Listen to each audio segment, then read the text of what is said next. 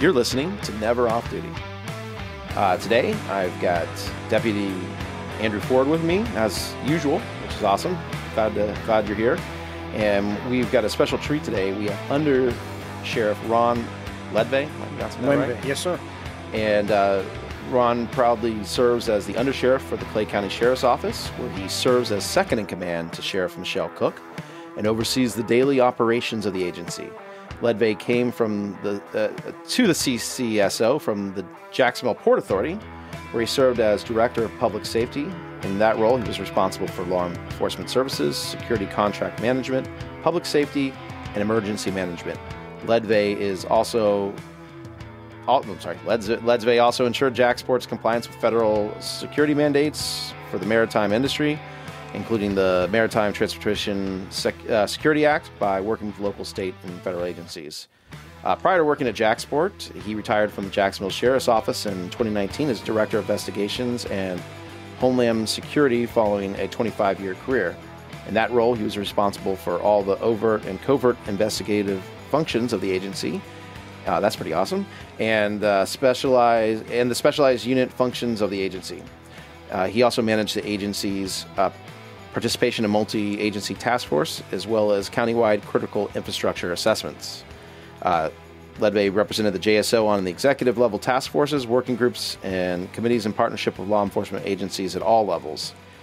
He started as a patrol officer in 1994 and advanced through numerous detective unit assignments before he was promoted to sergeant and lieutenant, where he served as a supervisor and unit commander in both patrol and investigations. After that, he served as the appointed staffs of 2 sheriffs after he was appointed to the ranks of assistant chief, chief, and director. Prior to his JSO career, he served as a police officer with the University of Florida Police Department in Gainesville. Lendvay has a BA degree in criminal justice from the University of North Florida. While working as the chief of Homeland Security at JSO, he was accepted into a FEMA sponsorship federal program to study at the U.S. Naval Postgraduate School Center for Homeland Defense and Security in Monterey, California. He studied there with a cohort of local, state, and federal Homeland Security professionals from around the country and earned his MA degree in Homeland Defense and Security. He is also a graduate of the Department of Homeland Security's Leadership Academy, presented at the Federal Law Enforcement Training Center in partnership with the National Sheriff's Association. That's a very impressive resume. I get to read a lot of them. That is actually pretty cool. There's a ton of questions here, so this is going to be an exciting episode. Remember to subscribe and tell your friends about it. And if you have a question, I'm going to point at Drew, who's going to give you the email address to send in a question. Clay Sheriff at I'm getting messed up, right? That's why I can't do it. Sheriff at claysheriff.com. Yep, sheriff at claysheriff.com. And please send those in. Remember, though, we do record, so if you have a question about this interview, Ron might not be here for us to be able to answer it, but we'll try to get an answer from him. You're listening to Never Off Duty.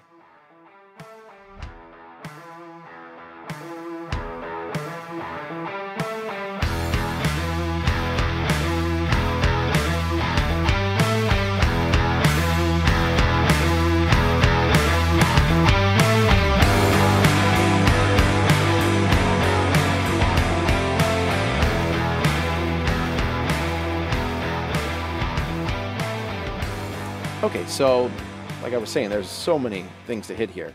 However, I think more importantly to our listeners was you're into metal rock.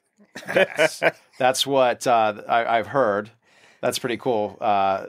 Is that just something from your youth that you always been into? So, I'm a child of the 80s. I went to high school in the 80s and graduated in the 80s. And, the hair bands and heavy metal and hard rock were around then. And, I always wondered, would I outgrow that one day? And the answer is no, I never have. I still go to concerts and enjoy the music that I did when I was much younger. Maybe that's a way of grasping onto and hanging onto my youth. I don't know. But I still listen to it. Well, there's a resurgence of it right now, which is kind of interesting. I think if you watch Stranger Things, they used Metallica. And since then, you see like kindergartners, because my kid's a kindergartner, second grader, and they're listening to it now. It's kind of interesting to see it brought back. And now everybody's like, it's now not counterculture. It's kind of like, oh man, that's such an integral part of our history. So it's neat to see how that changed. Yeah, for a guy with no hair, my top SXM station for satellite radio is Hair Nation. So a little bit of irony there for you. And I really did want to go there when he said hair bands. I was like, oh, that's funny. That's funny. Again, we're going to get into all, I wanted to get a couple of the funnier things out first. Not funny. It's just interesting because we always talk about the humanization of policing and law enforcement because there are bad people out there you face. And I think, unfortunately, they don't see you as humans. They see you as a part of the machine, a cog of the machine that they can take out. And that's horrible. And, that's part of the goal is to try to talk about the human side too of that. You're also a kayak fisherman. Yeah, I spend my most of my time when I'm not either working or with the family doing saltwater kayak fishing inshore. Oh, saltwater. That's pretty cool. Yeah, love it. Spend a lot of time. I'll travel around. I do tournaments locally and around the state and have a bunch of friends that do it, and I really enjoy it. It's been my escape from the pressures and stress, if you will, of a law enforcement career is just getting out there in nature. And there's really nothing like being out on a kayak in the morning when the sun rises. And fishing. It's just great. I used to kayak, but on the lakes around here in Clay County. But now I'm in a golf course gated community, and I can't really put it in my pond outside. So it's just too much of a pain to load it up and take it to the creek. But you're right. It is absolutely nothing greater than that. I'd love to go into depth about that because I'm going, well, I got to ask, what do you normally catch? In this region, I'm mostly going after reds and trout and flounder as well. But when I travel, I love to go a little further south and go after snook as well. So we just don't get them up here regularly, but it's always a treat when I can go after snook. That's pretty awesome. Pretty awesome. All right. So if you have your fishing questions, we're going to spin off to a new podcast called Fishing with Law Enforcement, which I would be happy to do my part to make that successful. So got a couple of those guys, right? I imagine. But anyway, so I'd like to talk about your career first, because again, there is so many points to talk about here. Actually, you know what? I'm take that back. Let's talk about the office of the Undersheriff first, and then we'll go into your career and how you got there. For listeners, I'm gonna you said it elegantly off screen. I'm gonna give you my layman's term, and then I'll let you do the proper way of describing it. So we've talked about this many times about how sheriffs here in Clay County are elected, and they bring in their staff, and as you said, you serve at the will of the sheriff. And so talk about the role of undersheriff and what you do. From my perspective of knowing a lot of undersheriffs, you guys do the heavy lifting. I mean, I'm not saying the sheriffs don't do it. The sheriffs work their tails off too, but you run the show at their behest. I mean, it's almost like the captain of the ship is the sheriff, and the reality is the first mate is the one running around the ship with the crew, making sure everything's actually running smoothly. So go for it. No, absolutely. The sheriffs are elected, and they appoint their staffs. One of the important positions that they typically will appoint is an undersheriff. And I think the analogy that works the best for people who aren't familiar with law enforcement ranks and terminology is if you think of a CEO of a company or a corporation, they've almost always got a COO, a chief operating officer. And as the undersheriff, that's more or less what I do for the Clay County Sheriff's Office. Like you said, she is very busy. And I'll just give an example. She had to spend the last 2 days in Tallahassee because it was Sheriff's Day at the Capitol. So someone's got to, run the show with the directors here. And my primary responsibility is the day-to-day operations of the sheriff's office and working with our 4 directors and their different departments to make sure everything's running, according to her wishes and according to our policies and procedures and running the show with them. Okay, that makes sense. I don't think many people realize there's an undersheriff, and that's my role is not a public one. There are times when I speak publicly, whether it's at a crime scene or we did have a recent press conference for a new task force we're doing. I just happen to chair the executive board, so they asked me to speak there. But she's more of the public role, and I'm more of the behind the scenes, doing everything I can to make sure things are running appropriately. Right. Now, so if there's an incident, I know we won't talk about it because I'm not sure you can yet, but there was an incident a few weeks back, and it was all hands on deck. Do they normally... If the sheriff goes, are you normally somewhere else so that you can handle a second, or do you all usually go together? What's that? How does that work? It depends on what the incidents are. very rarely will you need the two of us in one place at one time, but there are occasional all hands on deck situations. But typically, a director who's responsible for the main portion of the operation is going to run that, and the sheriff and I may show up, or one of us, just as support. So we try to let the directors actually run that operation, and we provide that support and oversight. Okay, that makes a lot of sense. So let's talk about. And if you have any questions, I mean, this industry, but so feel free to jump in if you don't let me run away with this. But I'm always fascinated, because this is, again, the people from the outside looking in, is how you got here, because that's a pretty cool. I mean, you've got a really cool history here, and so I'd like to talk about, like, let's start, if you don't mind, at the beginning. Like, sure, what did you always want to be in law enforcement? Well, I started college as a business major with an interest in the military, and I wasn't exactly sure. I know those two things don't seem to correlate, but I was trying to figure out how they might. But in all honesty, I hated the math classes, and at the same time, I was kind of struggling through the math. I had a criminal justice elective, and it just kind of it set off a little bell in my head, like, maybe that really is supposed to be my path. It's similar to the military. Some of the things that attracted me there, maybe this is something I should explore further. So I did. I took more criminal justice classes, and I ultimately changed my major to criminal justice, and that's kind of how I got into law enforcement. I did an internship, and I really was fascinated with the investigative side of police work, and that was kind of a major draw for me.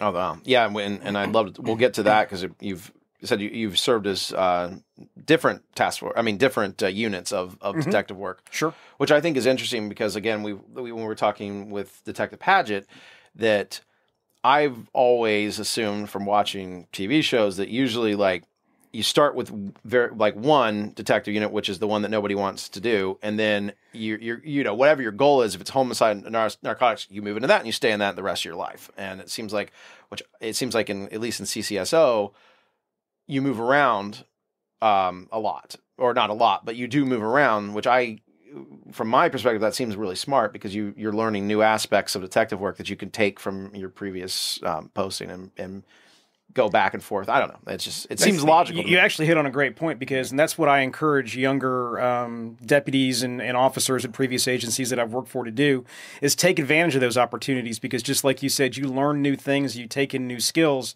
you make yourself more valuable to the organization the more roles you're in. Now, it is true that some in law enforcement just they get that one job that they want to stay in, and that's great, because we need those folks too.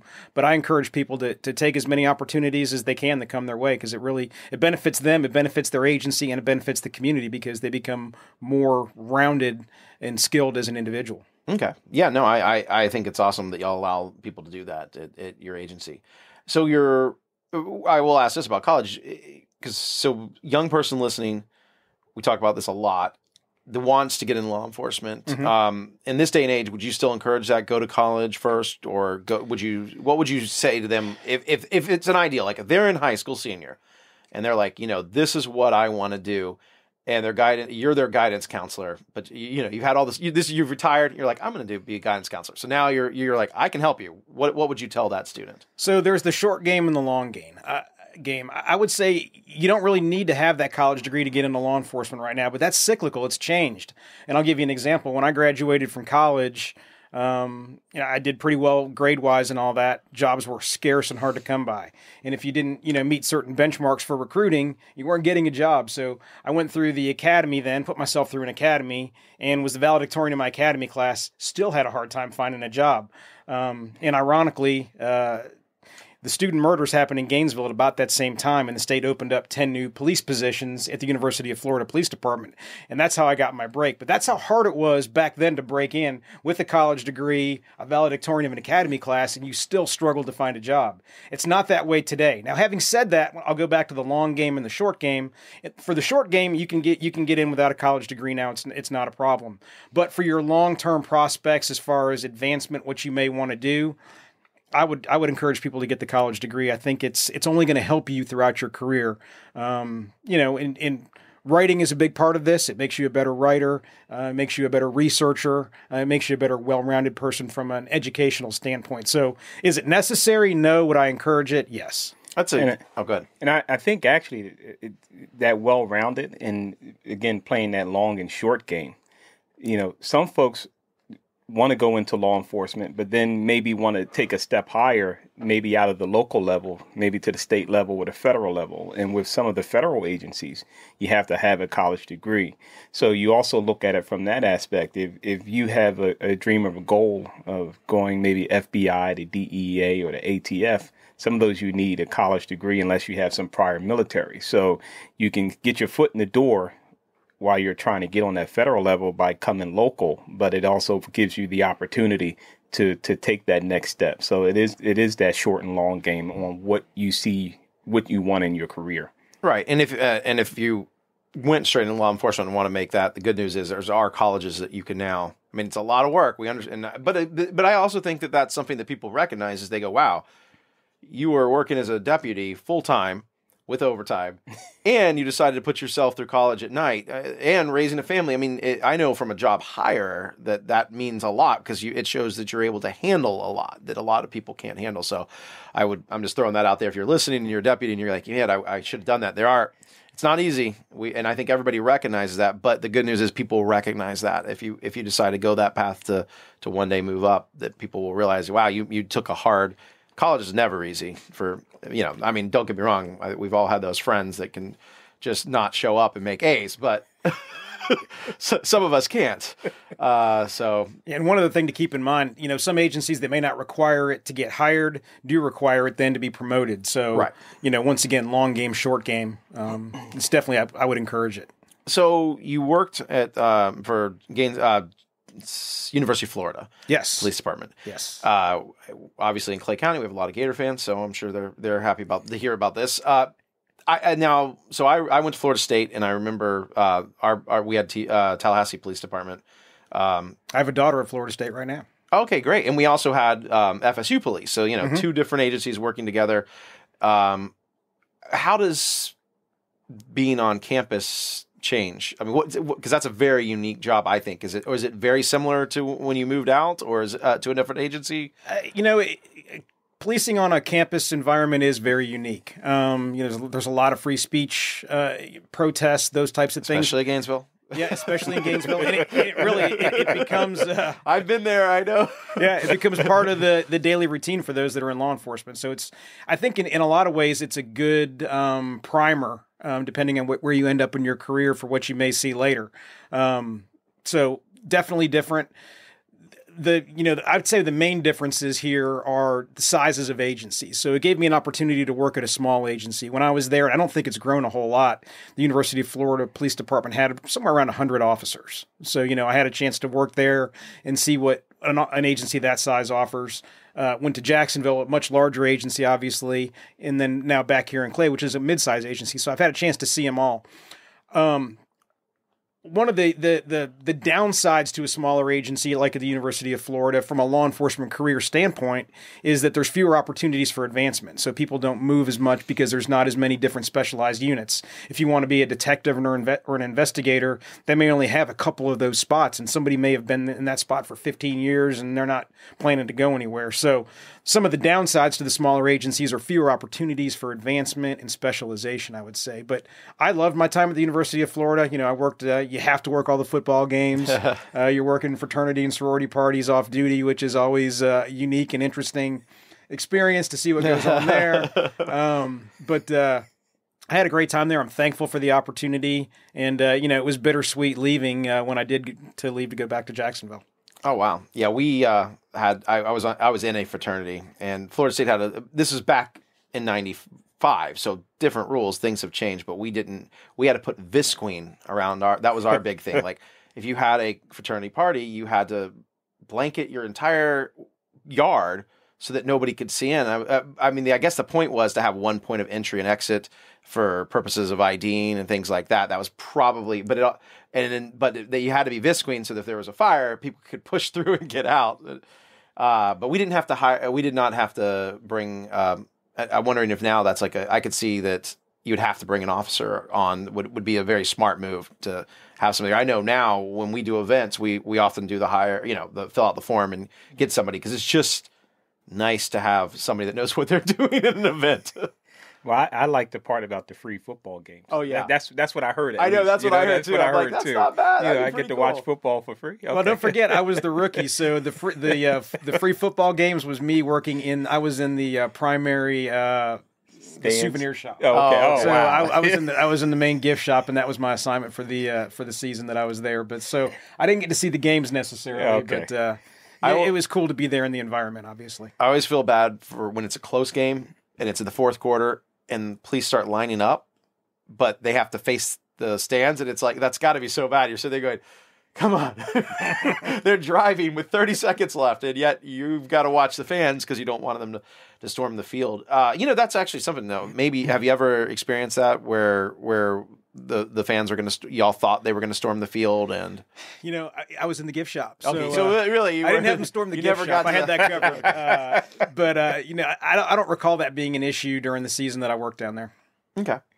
That's such. Oh, okay. So that was one season. So that's why I was wondering. Yeah, Florida's had some good seasons, but like any team, sometimes you have off seasons. Yeah, I spent a year working at the University of Florida Police Department, so I was only there for one football season. And then you moved to JSO next. Yes. And your job at JSO, what all did you do? I came in and as a patrol officer, just like anybody else that would come in, and worked in the northwest part of town on an evening watch at first, and then shortly after that, they moved from 8-hour shifts to some 10-hour shifts, and I went to the midnight shift. So if a person comes in, I know you were, an officer, then you became a deputy, because it's we won't get into Duval again about how it's set up, but anyways, it's because it's confusing. But they are called deputies there, even though it's city.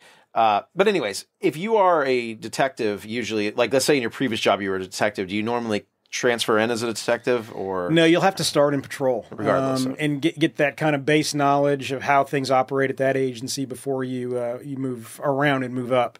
But the work that you do in patrol certainly matters when you do want to make those lateral moves to something like investigations. And you're building a reputation every day that you come to work with your coworkers, the supervisors, and the leadership of the agency. So it all matters. And then, like in Jacksonville, because and you can tell me if Clay County is like this too, because I'm assuming Gainesville, when you're with the university, there's just probably a centralized location where everybody comes together. Jacksonville has several substations. Right. And you often, I guess when you report to the substation, not necessarily. So you might not see some of your colleagues ever. I mean, unless it's you run across somebody, you might not have ever met them. Sure, yeah. When I first started there, like I said, I worked on the northwest side. We fell in at Brentwood at the community center. So we didn't see the guys that were working on the south side of town or the west side of town or the east side towards the beaches. We only saw the people that we fell in with. Okay. Now, is Clay County like that? Or I know we have substations, but does everybody kind of... We're a mid-sized agency, so there's more... Sure. Patrol has a Middleburg substation, and on their first day, they normally fall in and go over the stuff for the week, things that happened while they were off, any kind of special instructions for crime trends that have come up during their time off, so that they have that. But then I think for the most part, they fall in on the street after that first day back. I've heard, and obviously, I actually don't know Sheriff Cook's opinion on this, so I've just known a lot of sheriffs, and I do think it's interesting because every sheriff has their thought on how to police and how to do law enforcement. And I've heard some sheriffs say, we want our patrol people moving around so that they're everywhere. And then I've heard other sheriffs say, we want them here, here, and here because that's the areas that they're the problem areas. And what's Clay County's, if you know, and I don't want to, if you can't talk about it, because that's fine too. No, that's something we can talk about.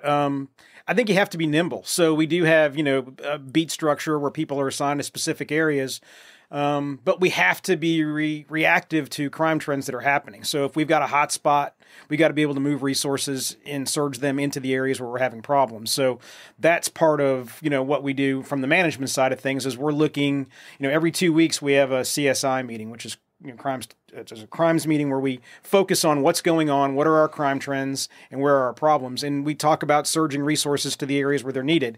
And really, even between every 2 weeks when we have those meetings, that's what the director of patrol and his chiefs are doing, is they're making those moves. Great. Now, where are you from originally? I'm originally from Cleveland, Ohio. I grew up there and moved to Jacksonville in the middle of high school. So what I find fascinating, I love Clay County. I grew up here, and but we are unique. like I was at a public event and the person got up to speak and they were going, well, what are y'all going to do about the feral hog problem?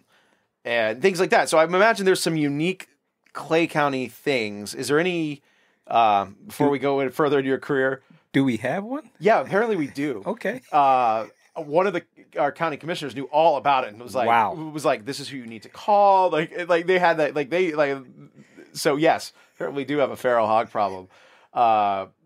So that, but I mean, I'm sure there's some unique things that are probably just, every department has that. We have if you have a beach, you've got weird things going on at the beach that you would not have if you don't have a beach. We've got rivers and lakes and, forest and very rural areas. Yeah, we actually have a livestock officer now that we've recently trained, and they've actually had some call-outs in the last couple of days with some loose animals that got out of their pens. So assisting with that, because once a large animal gets out on the roadway, that's a safety problem for everybody that travels. I shows you how that I grew up here, because there's also that concern of like if it gets out, immediately people are going to, it's an insurance issue too. Like if somebody gets hurt, I unfortunately heard somebody say, well, maybe I shouldn't tell anybody because they're not going to know it's mine. And I'm like, no, you should go get it. Like, don't be dumb, help out. You know the uniqueness of Clay County, because I never got to see this type of stuff in Philadelphia. Is that one day I literally almost did a spit take. I took a drink of water and I just thought of that. But you don't, one day you'll see cows or you'll hear a call come out about cows out in the roadway. They got out of, wherever they were supposed to be. The next day you'll hear horses. And then you tell me you got feral hogs. And then another day you may have, an issue with a plane having to make an emergency landing. So here you get to see just an array of different types of calls that, some law enforcement personnel will never get the experience in their life. Right. And that's what makes Clay County unique, I think. Yeah. No, it really is. We'll go into that, I think, in the second segment. Let's go. Maybe we'll talk about some of these unique calls that you've experienced in your career, and you could talk about yours, and it might be fun if you're able to. Sure. There's always that. There's some things you just can't talk about, as we've learned, as I've learned from things that I'm like, I can't believe you talked about that. You probably shouldn't have. So I want to talk, though, before we go to our break, about really quickly. So you're JSO, and what was your next move from that? Well, I was a patrol officer at first, and then I'd mentioned earlier that, I always had that interest in investigations. Yeah. And really, to be honest with you, even though I couldn't get there at the University of Florida Police Department, it still kind of stoked that interest in me, because they have the C.A. Pound Human Identification Lab down there at the University of Florida in Gainesville. And being on the police department, I got to, rub elbows with some of the scientists that worked there and those that did the forensic work, and really, really, kind of solidified that's where I wanted to go. So after I'd been a patrol officer for a few years, I had an opportunity to go to investigations. And kind of like you mentioned, there is a progression. I went to burglary first, and I was a burglary detective for a couple of, about a year and a half before I got an opportunity to go to another unit. And it's important to take that career step, in my opinion, as an investigator, because that's where you learn those initial skills. You learn case management, because it's different than being a deputy on the street, where your day is kind of ruled by the radio and what calls come in from citizens, and what free time do I have to do some proactive work. When you're in investigations, you manage your day, but that caseload gets added to every single day. There's another case that's dropped on you, so you better be closing out some cases, or before you know it, you're going to be snowed under. So I was a burglary detective, learned the case management skills. You get your first detective style interviewing opportunities, and that's really where investigators kind of butter their bread. Is are they a good interviewer? That's really where you make or break yourself as an investigator. So I got those skills underneath my belt, and learned a lot of other investigative techniques, what databases are out there to find information about people or things, pawn shops, all that kind of stuff. So an important foundational skill is learned there before you move to different places in investigations. So if you were going to, let's say you decided you're just going to be, early in your career, you're like, I'm only going to be a detective. And they said, there's only one, you have to pick one, and you're going to be in this forever. What would have been your passion? What you're like, I could just do this forever? Yeah, it's tough to choose. So, I always wanted, I told you some of my inspiration with the CA Pound Human Identification Lab. I always wanted to be a homicide detective. And there were some eye-opening experiences there, which I'm sure we'll talk about later. But I probably got the most satisfaction as a sex crimes detective in that, you were really saving people from bad situations, whether they were adults that had been sexually assaulted or children that were in unfortunate circumstances, that you were able to remove, that predator from their life. And I think you brought up a great point really quickly because, the horrible thing is a homicide, it is horrible, but the victimization of the person who was killed is done. Right. But if you are in a sex crimes, this is something that can continue on and make your life a horrible life forever. Yeah. So you're saving a victim that's currently being it's just like a kidnapping. It's a live event, and so I think that's very fascinating because I as you said it, I just thought of that. I was like, wow, that makes sense what you're saying about why that would be very fulfilling to help somebody in that situation. Yeah, and it really was very rewarding. On the homicide side, same thing, but I was a little surprised. People become involved in criminal lifestyles in big cities. And, a lot of times when individuals were killed and you'd go to do a death notification, which was always one of your most difficult tasks, they weren't surprised. And that surprised me. It surprised me that they weren't surprised. But, people had lived kind of a risky lifestyle and their loved ones knew that they were putting themselves in a difficult position on a daily basis. And they tried for years to get them out of that lifestyle and were unable to do it. But, guns and drugs run together, and when if you're going to be in the drug game, gunplay is just part of your life. It's just the reality of it. And if you're listening, I think you have to also realize, because you might be going, well, why don't family members do more? But I want everybody to think about it. You probably have a cousin that you would not be surprised of, and that doesn't mean they're doing anything bad right now, but they're capable. They just could. Doesn't mean they will. So there's nothing you can do and other than try to lead them to the right path. But so just remember that it's an unfortunate situation for a lot of family members because that doesn't mean that they're associated with it. Sure, and we see many situations where families have done everything they can to get somebody out of a drug lifestyle or whatever their particular issue is, and they're really at wit's end. And there's limited resources within the community to do that. So, many times, families certainly are not at fault. They've done everything they can, but once people are adults, and even when they're juveniles and they're somewhat resistant to parental intervention, there's only so much they can do. Yeah, absolutely. All right, so JSO, you moved. The Homeland Security is part of you got that while at JSO, correct? So yeah, absolutely. The first half of my career was really focused on that side of things, the investigative side, and had an opportunity to come back as a supervisor in investigations to some of the same units that I'd worked in as a detective.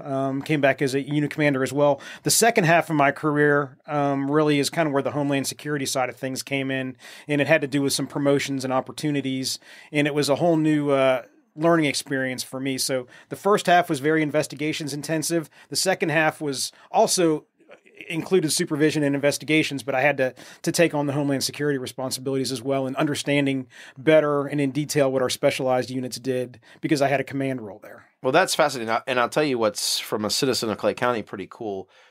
We're not a big city. We're not. We're near one. And obviously, unfortunately, we know that a disaster that would be probably a Homeland Security level would probably happen at a bigger city than a more city like we have, because none of our cities are that big. But it could happen. And it's not nice to know that we have somebody that has that background that knows it in that, Sheriff Cook's talked about this many times. Y'all plan for all these things that statistically aren't going to happen, but you have to plan for them. And it's neat. It's nice to know if something did happen that we've got, people who have training here. And obviously you've got a lot of training. So that's pretty cool. So after JSO, it was to here to CCSO or? So when I retired from the Jacksonville Sheriff's Office, a position opened up for the Director of Public Safety at the Port Authority. Okay, so Port Authority. I applied and got that position and was there for about a year and a half before I came here to Clay County. I know the Port Authority very well because I do railroad construction. So no doubt, yeah, I'm sure. Yes. When actually 9/11 changed our world completely, because it used to be very easy to get onto ports. I mean, it really was, and it was like overnight. Suddenly, we do hire a lot of people that were we give people chances in our company. Right. We hire people that went to jail, but overnight when that happened, suddenly 7 years was a requirement before you could go on a port. You had to be 7 years out of prison and clean, free of crime. But here, it used to be, I think it was a year or 3 years, something very short. So it became hard overnight to service because, like I said, we believe in second chances, and honestly, some of our best employees have had bad starts in life. So, but anyways, that was when did you go over to the port? 2019. 2019. Okay, so 2019, you were over there. Probably the most interesting thing about being at the port as the public safety director, much of what I did was working with the same folks that I did as an executive at JSO in the Homeland Security world, but I was there when the pandemic broke out. Oh, wow. Yeah, that's right. One of the first areas that got a lot of attention were the international shipping crews that were on these ships that were coming back and forth to this country from other places. And I saw a lot of very interesting things because there were really no protocols at that point in time. And, things such as being required to have law enforcement not detain people on their ships, but not allow people off ships from certain countries that were having outbreaks at that point in time. And then deciding how we were going to screen our employees, but then realizing our employees had to interact with these employees of our tenants who also interacted with the internationals. So it was a heck of a learning experience. I'll tell you that, because there was no playbook for that. We really had to, learn as we went. Yeah. I mean, and you were in safety. So that's, right. That's the protocols you have to be thinking of. You have to be thinking of your own health. That I couldn't imagine that. What a horribly unique time to be there. It was difficult, but I look back on it as a great learning experience because it's it's an exercise in problem solving because, like I said, there was no set of standard instructions on how to handle it. Yeah, well, I mean, in my industry, and you probably have a similar story because you had to make calls. Yep. We had many facilities that would not let third-party contractors on. We do the repairs, though. So one of the power plants, HR guy comes out and is like, you can't be here. And then we're like, okay, can't be here. And then, of course, the plant manager's like, we're going to lose power to the city if they don't fix this. So, but again, they're doing their job. They're under high stress. You were under a high stress situation. I can't imagine the protocols you had to think of and solve, especially with shipping out of the country, because that's where your really concern is, especially at that particular time of the pandemic. Yeah, working closely with CBP and Coast Guard was key because they were in the same boat, and there was federal mandates coming down. Yeah. No pun intended. You're right. Federal mandates coming down for them that they were required, and making sure we assisted them with everything that they needed to get their requirements done, and then trying to take some of what they were being required to do and some of their protocols and adapting them for our local operations. Definitely an exercise in problem solving. Well, great.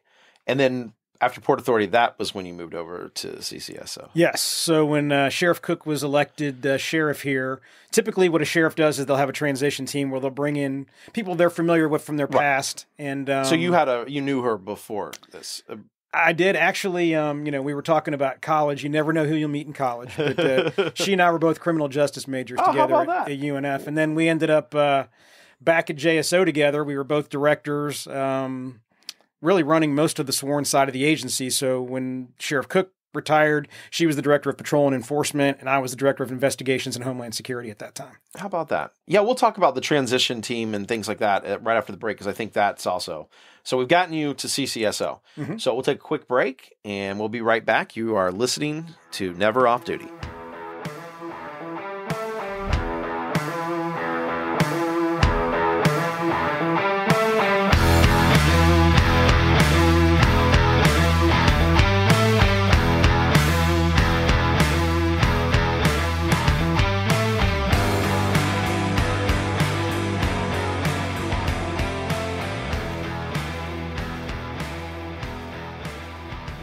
Okay, we are back.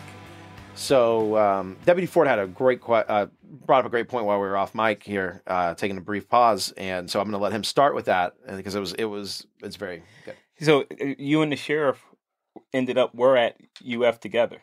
We were at JSO together. JSO together. Mm-hmm. So we talk about when you talked about your Homeland Security, one of the things I had was building those relationships, having some networking where you have people you can go to, you can feed off of when you're trying to get things done. How did that work out for you and the sheriff at JSO, and how did it and then how it transitioned over into, her running for sheriff and her wanting you or asking you to be her undersheriff in the agency? Yeah, I think it's key. So, I've really had a blessed career. And one of the best opportunities I had was when I was the chief of Homeland Security at JSO. I found out about a special educational program, a master's program at the Naval Postgraduate School, and it's sponsored by FEMA. And the goal is to take practitioners from all of the different Homeland Security disciplines. So it's law enforcement, fire service, public health, military, policy folks from DC, and federal service folks. And you basically apply to this program at the Naval Postgraduate School, and you have to qualify academically. So they take a look at all your college transcripts, just like any other master's program would. And then there's a writing requirement to get in, because the big requirement at the end is going to be a thesis. So they make you write a number of essays, which they evaluate before they make an admission decision. So I got into that, and I was in a cohort of 32 people from all around the country in all those different disciplines that I just mentioned. And we studied together for 18 months. We did 2 weeks at a time on base. Each time we went, the first week was the closeout of the previous semester, and the next week was the beginning of the new semester. So when you spend that much time around people, you really do develop good, close relationships with them and the people that they know. So coming back from that program and finishing up, I had a portfolio of experts in their fields in all those areas that I just mentioned. So it helped me at my JSO time greatly, without a doubt, on many different topics and issues that came up. And I relied on many of those folks when I was at the port as well. When it came to the pandemic, thankfully I studied with some public health folks, because they don't teach, medicine in the police academy or as a criminal justice major in college. So, I had new subject matter experts. So that played a huge role. So my role at JSO then was to kind of be our liaison with all the state, local, and federal task forces there. And I had relationships with all those folks. I do believe that was probably a large factor in the sheriff asking me to join her ultimately. When she won the election and came here, she wanted to have a transition team of people she knew. And she and I had obviously known each other and worked together for years. And, I'm thankful that she thought enough of me to ask me to come and help with that. But we kind of went through the agency with a fine-tooth comb and kind of looked for things that we thought needed to be changed and, what outside skill sets needed to come in. And here's the great thing about the Clay County Sheriff's Office. The talent to do the job is already here. And we recognize that. So she ultimately did ask me to join as the undersheriff, and I'm thankful and blessed and enjoy my job every day. But we didn't bring anybody else in from the outside. So all the other appointees and everybody else that she put on staff came from interviews from within the agency. And I think that's important to note because, she did not come in here with an agenda to bring in a lot of people from the outside. She really wanted to see what was here first, and she built a staff out of what we have, and I think they're doing a fantastic job. Well, that's great, and I'll tell you something too, which is I know this, but I think it's important to point out is as you were talking about the requirements to get into that program and what you do. We are really actually very lucky. I think a lot of people, I'm rambling here trying to phrase my words, but a lot of people view law enforcement as the tough guys, but they don't realize most of you are very well educated, very smart, especially as and it's true, to move up you have to be. I mean, it's just a fact because there's a lot more, like you said, writing, things like that. And even though you might not, like I said, go to college, but you're still smart. You're still street smart. You get things, and that's so it's an interesting dynamic. You have to be a very dynamic person to be able to do what y'all do. Sure. So that's refreshing, I think, for the people listening to remember that. So here's one of the things. Operating as the public information officer, essentially when anything we put out, anything I write or, they task me to do, ultimately I send back to them for their approval, for review. And there are times where sometimes you'll write something, and this can happen in the agency period with anyone, is that you'll write something or have something and one of the things that I go to the undersheriff a lot, and I know that he's going to review it anyway. But even before it's ready for review, I go to and ask him, hey, can you look at this and give me your take? And coming from the investigative side, when you're putting information out on a news release or even articles, sometimes to have his perspective is valuable because of all those things, again, doing research papers. And I'll be honest, I haven't done all that. I'm learning that process. But, I go to him and ask him, can you take a look at this and tell me what you think? And he gives me the valuable input. And I think that's the key of having that dynamic type of experience and well-rounded experience, that to be able to go to someone and ask them for a point of view, and because they may see something different than you, and that does also within investigations as well. Absolutely, that makes sense. And I think we've touched on this, but it's what we talked about with the networking is it's important. You've got those connections where you can like you said, you can reach out and ask. You can too as an undersheriff. If we had something in Clay County, you've got no longer a Rolodex. But I am 45, so I do remember them. But you have those contacts in your phone that you could call and say that we're seeing this.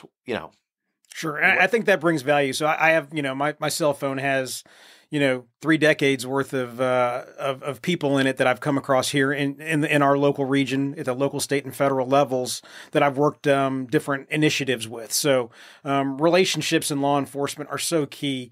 I know that the funny thing is the Hollywood version is there's all these big battles and fights, and these don't get along with those. And I've seen a little bit of that in my career, but not much. And to be honest with you, as I talk to my federal counterparts, especially, they're surprised at how well things work in our region. Really, people get along great in law enforcement here, and it's about relationships. And the key is this. So if we have, some kind of a terrible incident here in Clay County, that's the wrong time to start getting relationships with the people that you're going to be working with on a state and federal level. You better have already developed those and had them. So I've spent the last half of my career in a position where it's been my job to develop relationships. So I see a ton of value in that. And I think the sheriff probably saw value in that as well when she brought me in, because I have those relationships in place. And I maintained them at the port. So, I took them from JSO to the port, and now I brought them here to Clay County with me. Right. That's great. Now, the negative side of being brought in by a sheriff is you serve at the pleasure of the sheriff. So, true. The reality is if Sheriff Cook decides to retire one day, which one day she will, the next sheriff might not want you, but you might be ready to retire too. So that's, Sure. I do hear a lot of undersheriffs are like, no, I'm good, I'm out. But, but that is, the negative is, obviously you've had an amazing career. You could probably do whatever you want. And I think that's where Clay County is blessed, is you probably could do what you want. And we're glad to have you. But that's the reality of a political nature office is, thanks for the kind words. I appreciate that. But you're 100% right. The sheriff, when they pick an undersheriff, it's somebody that's key to them, that they really know them well. They trust them. And it's somebody that, they can, like I said, the sheriff's been gone for 2 days. It's Sheriff's Day over at the Capitol. She had to have confidence that, things were going to be just fine while she was gone, and, she didn't have anything to worry about. And I believe she has that with us because of our working relationship that we've had over so many years. But the reality is, and I know it, and we are at similar stages in our career since we kind of came up together, that, when she goes, I know I'll be going as well. The next sheriff needs to find that undersheriff that can be what I am for this sheriff to them. Right. And that's going to be different for every individual. There are some sheriffs that may have kind of an open interview process, but I think most of them kind of already have an idea who might be a good fit for that when they come into office, and the next sheriff, whoever that may be, is going to need to have their own. Okay. And I recognize that and have no problem with it. But hopefully that's a really long way off. So absolutely, because we're doing very well at Clay County. Okay, so that's awesome. Do you have any questions? I have some more questions, but I'm gonna let you jump. So for the undersheriff, when you got into law enforcement, especially as you got to JSO, did you already know you wanted to go into investigations? That we heard you say that was kind of a touch and field you looked you were intrigued about, but when you got there, you didn't stay complacent. So was it something where you were happy, where you said, you know what, I like investigations, so I'll stay here? or you knew at a point you wanted to continue to grow? And if you did, the avenues you knew you had to take, but also what would you tell people who want to, also progress in that area as well and progress the way you did to where you are now? So I think that's a great question, and there's two different answers to that. Number one, and I touched on this earlier, is you make your reputation every day, and unit commanders make personnel selections based on your reputation and the work ethic that you've shown. So I'd say come into whatever position that you get right off the bat and do the best job you can to be the best person at that, whether it's a burglary detective or an economic crimes detective or a general investigations detective where you're doing property crimes for the most part. Because if you ultimately want to move to a person's crime, I'm not going to say a higher level position because those other detective positions are just as important, but it's a higher profile and higher consequence when you're investigating a sexual assault as opposed to a burglary, and mistakes are going to be magnified and there's going to be consequences for them. So, but you're making your reputation as you go along. But while you're there, start taking classes, show some initiative. So if you really want to be, a special assault or a sex crimes investigator, you should start taking a couple of classes. After you've gotten good at what you're doing, let your supervisor know that you have some ambitions and start taking some classes. And any good supervisor knows that their primary responsibility is developing their people to move on and succeed. And they should support that and let them get that extra training they need to take the next step. So I did a lot of that. Are those classes, is that some of the agency offices, or do you go to like a college to, for a class off there? How does that work? It's a little bit of a combination of those two things, and then in seminars and conferences and things like that. So there's state classes where you can actually get salary incentive to increase your skill level as a deputy or investigator, and you can go take interviews and interrogations, for instance. You can take sexual assault investigations, and those are the types of things that'll help you with a little salary incentive from the state, but it also starts building your resume for your next move in your career. So you have that. There are some internal classes in subject matter experts that are important. And I think anybody who wants to take that next step too should find that person in that unit that they want to go to and try to get in their hip pocket a little bit and spend some time with them and see what that job is all about. And then there's associations and conferences. So there's a National Homicide Investigators Association, for instance. There's a Florida chapter of that. If it's important to get involved in things like that as well, and training comes along with those types of associations. So those are three primary areas where I think that you got to look for your training. Yeah, and this, if you're listening, this doesn't just apply to law enforcement. It applies to every.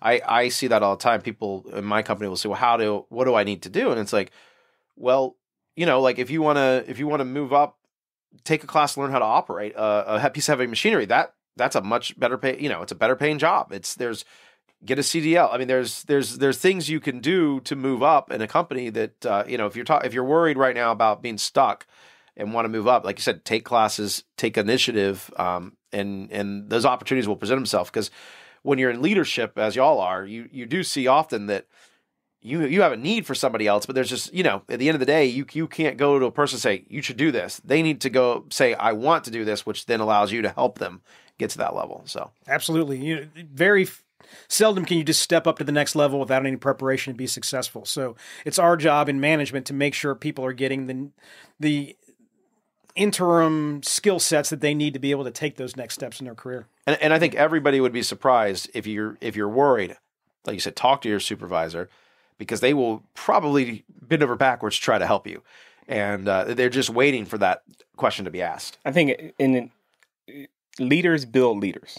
And I think as a supervisor, you have to build the people behind you up as well, because you never know what can happen, but you also want to be able to have someone, feel comfortable when you need them to step up and maybe fill a role for you. You're confident that they can do that job. Yeah. Absolutely. Okay, so we're caught up we got you back. We're here. You're an undersheriff. With our last 15 minutes, I wanted to talk about some things about like what surprised you about Clay County. Has there been something where you're like, I was not expecking this? My biggest surprise is a pleasant surprise. I'm happy to say good. that. So, I was aiming for lighter. So, when I retired from Jacksonville, and the sheriff would echo this, it was a time of protest, where the national mindset regarding law enforcement wasn't the most positive that it had been in our careers.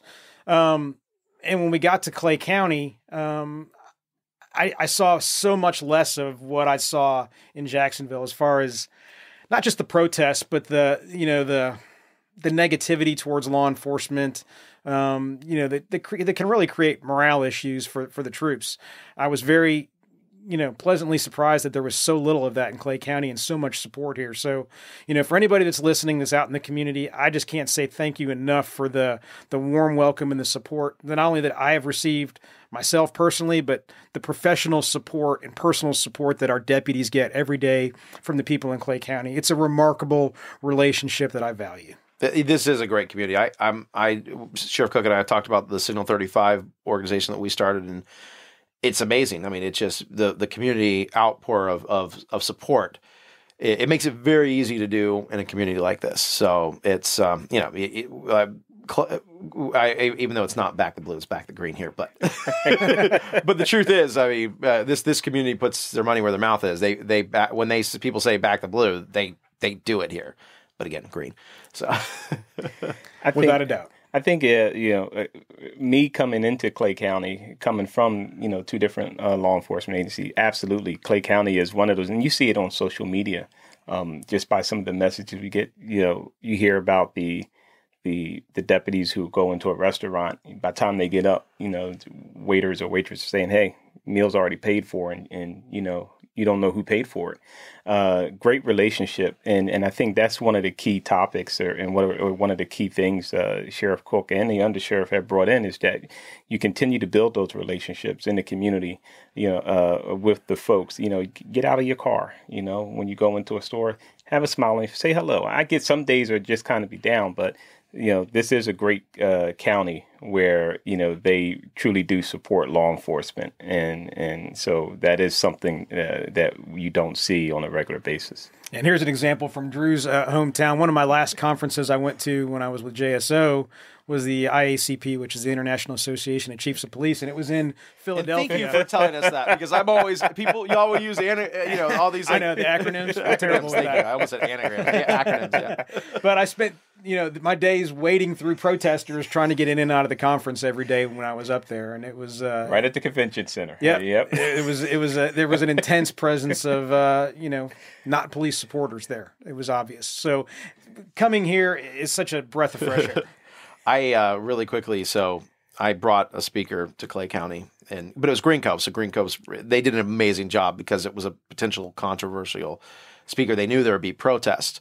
So the three officers are out there, and I'm talking with them, and I'm like, oh, there was like two people. Like, yeah, this is the biggest protest we've ever had. So something like, maybe they were making, it was funny. And the great thing is it wasn't like a normal protest. I think it was three people actually, the other side, but so it was tied. Three protesters, three officers, but they were the politest protesters ever too. So even though they were protesting, they were having a great conversation.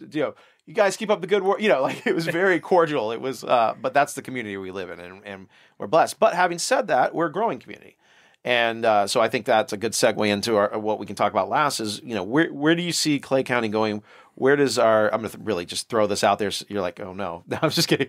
Where do you see Clay County going? Where do you see what we have to prepare for? And because there's a lot of growth, and anybody listening to this from the area knows that. Yeah, you hit the nail on the head with growth. I mean, I believe what we're going to see here is kind of what St. Johns County has seen over the last 15 or 20 years. I think that's just the fuse has kind of been lit here. I mean, I agree. You have a commuter community to a larger city where many of the people work. You have the availability of land, which we already see is already disappearing with all these new developments everywhere. And you have the transportation infrastructure being improved as well. So I think all the ingredients are there for continued growth here. And that's one of our biggest challenges that we have at the Sheriff's Office. We have to plan for that. And it's something we regularly talk about. Yeah. Well, you're doing a great job. So anything else? Do you Yeah, listen, great topic. I love that. I did want to get into the undersheriff and his kayaking because I've talked to him offline. We got a few extra minutes. I think we should talk about offline. All right, so we're going to talk about the fishing segment of the show. Absolutely. Let's do it. Because I talked to him offline a couple of times about some of his kayaking because if you follow him on social media, he's always holding up a red. Is that what you call it? A redfish. Redfish. Yep. And it's almost like every weekend. So, but I am intrigued. Was that something you did as a kid or when you moved down here from Ohio? That's a great question. So my dad kind of got me started on just fishing little ponds in Ohio, just with a worm and a bobber back in the day. That's the way to do it.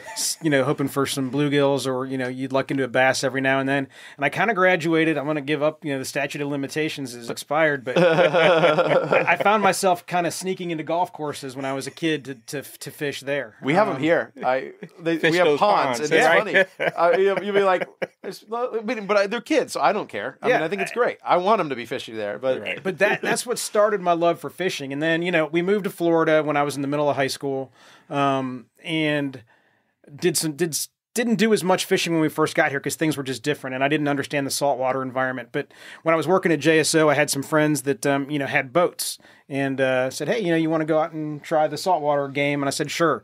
Got out there and I loved it. I loved catching the trout, the reds, the flounder, and all that stuff. And didn't have enough time myself because I kind of talked about my career on the investigative and homeland security side. I was always on call, so I never felt like I had enough time to invest in a boat. Would you say you were always on duty?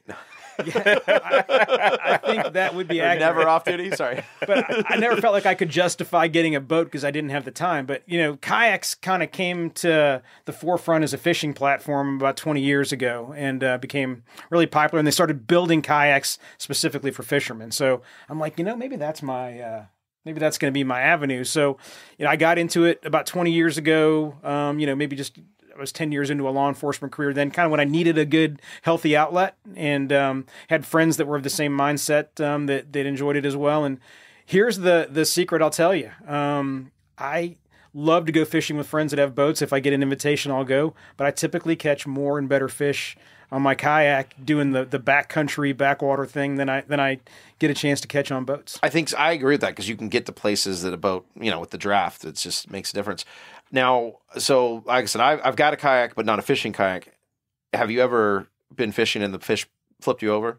I've never flipped a kayak. So the fishing kayaks are made to be very stable platforms. And I need to knock on something. Yeah. But I've never flipped a kayak. Have I lost a rod over the side? Or had a mishap like that? The answer is yes. But I have never flipped a kayak. Okay. I've always wondered about that because I know several people that fish from kayaks and none of them have ever flipped one, and I'm going because I've been on kayaks but not a fishing kayak, and I'm like, they can't be that much more stable, but I guess they are. If you're in a good quality engineered fishing kayak and you flip it over, you've accomplished something because they're specifically engineered to keep you from being able to flip them over. Okay, so like I said, it's an accomplishment if you're able to pull that off. And do you just have a motor on it, or do you? No, so that's the other thing I really love about it. I love the exercise and the physical aspect of it. Now, for my fishing style, I throw artificial lures, so I need to have my hands free, so I have pedal drive kayaks. Okay. So I move with my feet, and then I can fish with my hands at the same time. So it's kind of like the correlation would be in a boat with a trolling motor, kind of working a bank or an island or some structure. I do the same thing. I'm just using my legs and my feet. And you do feel spent at the end of a summer day doing that out in the heat, but it's a good kind of spent. There's days, my Apple Watch will track me. I've gone 8-9 miles in a day of fishing without ever really, I won't say without breaking a sweat because you always break a sweat in Florida, but without getting to the point where I felt like I needed to take a break or anything. Well, that's great. That is awesome. Yeah, no, I got to try that someday. That'd be pretty fun. Well, listen, thank you so much for coming. Like I said, Clay County, as a citizen of Clay County, we're very happy to have you, and we're happy to have Deputy Ford and and Sheriff Cook and all the great members of the CCSO. I really cannot emphasize that enough. I've traveled around in my life. We are very blessed. We are. I'm not saying there's bad agencies, but there's agencies that are the gold standard, and then there's agencies trying to become the gold standard. So, and if you are listening in another part of the country, I think that's what's kind of neat about listening to this show is you can kind of hear what I think is look, we are a mid-sized agency, but with our growing community. We're not going to be a mid-sized agency forever. We're going to it's going to have to grow too, and we can keep doing the right things. So again, thank you so much for coming, Undersheriff. Thank you, Deputy Ford. You are listening to Never Off Duty, and if you have a question, you're going to send it to sheriff@claysheriff.com. That's right, sheriff@claysheriff.com. And remember, please subscribe on whatever platform you want to listen to. I always send out the link that has all the platforms, but you can actually just go, like if you like Amazon Music, go there, hit subscribe, and that's all you have to do from that point on. Same thing with Apple Music, Apple Podcast app. That's what I use most of my time. But we're on all of them. Thank you so much, and have a great day. Thanks for having me.